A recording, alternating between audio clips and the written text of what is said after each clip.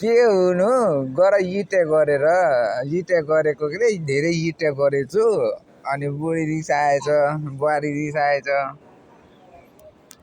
अनि रिसाएर के अरे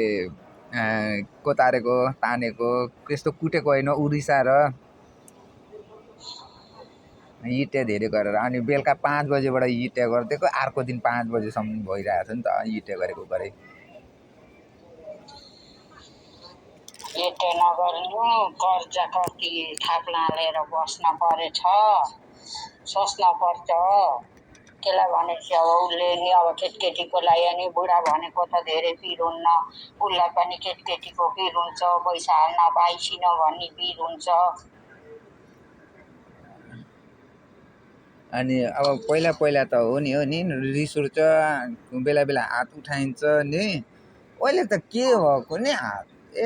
के को हात उठाउनु हो भने जस्तो हुँदो रहेछ टन्टा नि के को टन्टा छोरीहरूलाई आफूले हात उठाउने नि आफ्ना दिदीबहिनीलाई नि हेर्न पर्छ के त अब होइन नि मतलबमा अब हात उठाएको त होइन के अरे अब उसलाई के अरे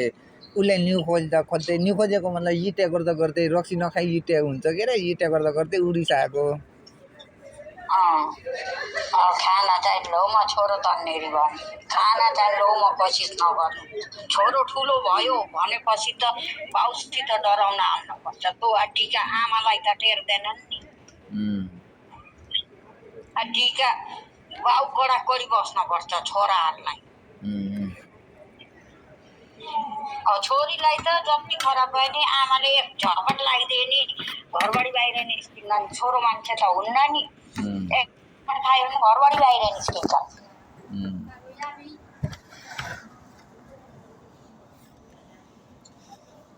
त्यही त भनेको यो पनि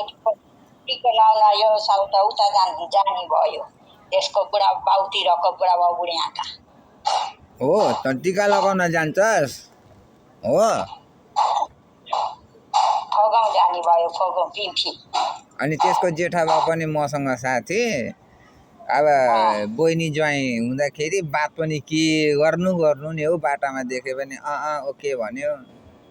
छोड्दियो नमस्ते भन्नु जेठन ज्वाइँ भन्नुपर्छ त अन्त सबैलाई ज्वाइँ अनि सानैदेखि साथी चिनेको अनि त्यसलाई कराका अस्ति त भन्दै थिएँ थुक्क त्यत्रो सानैदेखि चिनेको जानेको मान्छेलाई गएर इज्जत दिन नि कस्तो हुँदो रहेछ भन्ने थिएँ त्यही त भनेको उहाँ गुरुङ कालुले अङ्गेमाले लिँदा हामीलाई भान्जी भन्दै बोलाउँथे होइन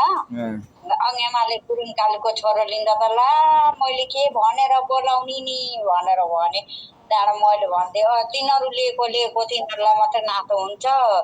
तिमीहरूको चाहिँ हुन्न के आफ्नै बहिनी जाँदाखेरि हो त्यस्तो हुन्छ त्यहाँबाट मैले मामालाई मामा भन्छ अब उही सम्झिना त उही मात्रै हुन्छ आमा कि आमा मात्रै हो भनेर